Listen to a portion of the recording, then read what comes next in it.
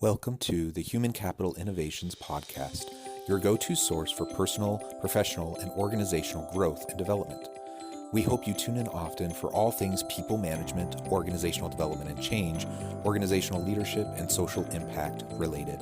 Maximize your personal and organizational potential with Human Capital Innovations Podcast.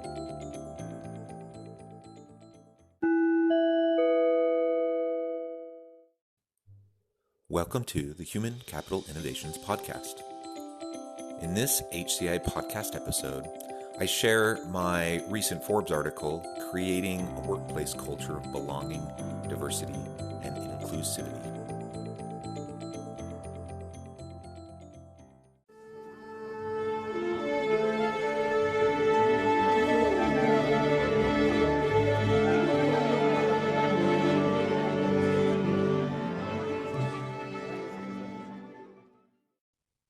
I have lived and worked in many unique places around the world and have directly interacted with an even broader range of individuals from all sorts of distinctive backgrounds and worldviews.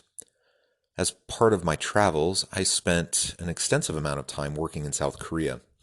In a previous article, I shared a Korean proverb that I learned and that has always been meaningful to me, umul ane geguri, or frog in a well, which suggests we should take proactive steps to broaden our exposure to diverse ways of knowing and understanding the different individuals and environments we interact with. We can discover ways to both honor and respect our upbringing while simultaneously valuing the perspectives and views of those around us. But what types of practical proactive steps can and should we take as organizational leaders? We have all heard about the importance of workplace belonging, diversity, and inclusivity, but unfortunately those terms are frequently used interchangeably. However, they aren't actually the same thing. It is worth taking the time to consider each and then think about specific suggestions organizations can do to better create and maintain a workplace culture that truly values and encourages a greater sense of belonging, diversity, and inclusivity. Workplace belonging. In a recent Harvard Business Review article, the authors state the value of belonging at work. Humans are so fundamentally social that we can even bond with strangers over the very experience of not having anyone with whom to bond. Additionally, they state, if workers feel like they belong, companies reap substantial bottom-line benefits. High belonging was linked to a whopping 56% increase in job performance, a 50% drop in turnover risk, and a 75% reduction in sick days. For a 10,000-person company, this would result in annual savings of more than $52 million. Additionally, the same Medium article referred to several other industry reports that point out key benefits of workplace diversity. Revenue increased by 19% for organizations that have more diverse management teams. Decision-making by diverse teams outperforms that of individuals 87% of the time. Diverse organizations outperform competitors by 35%, and the list of benefits goes on and on. Workplace inclusivity. Sometimes we may be tempted to think that recruiting and hiring a diverse workforce is the end goal. However, as explained in a recent article, inclusion doesn't happen simply because a diverse staff is present, but making the effort to create an inclusive workplace has a number of benefits.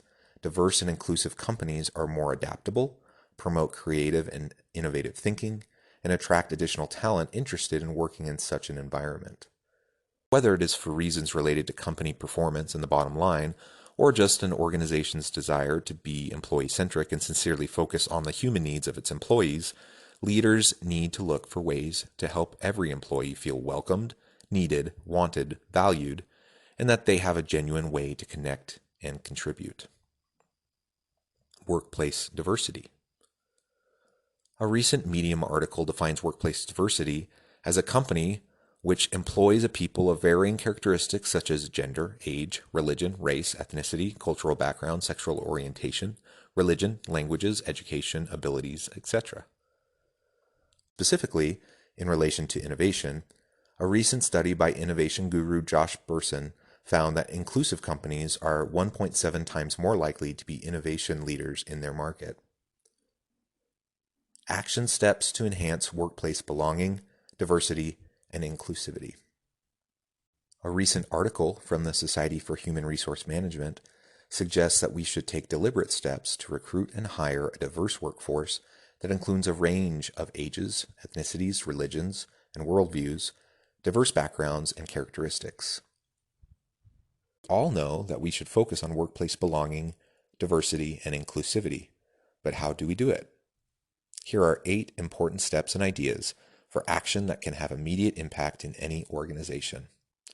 Number 1, educate your leaders and invest in meaningful diversity training. Number 2, listen to employees and establish a shared vision. Number 3, form an inclusion council and be proactive about developing specific inclusion initiatives. Number 4, create opportunities to appropriately connect with employees and foster better social bonds.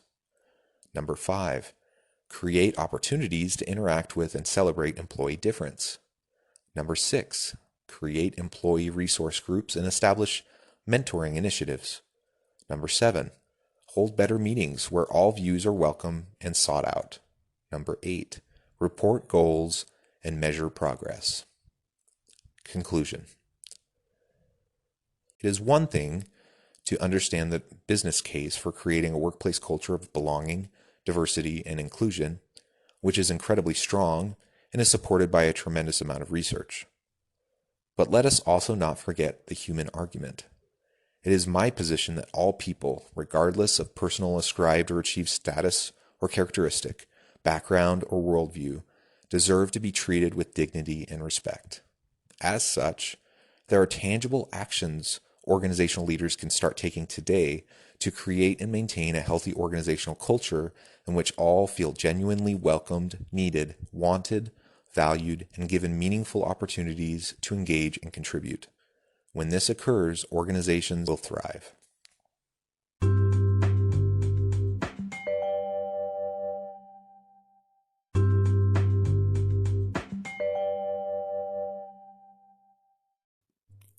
Thanks again for joining us for this episode of the Human Capital Innovations Podcast. I hope you stay healthy and safe and that you have a great week.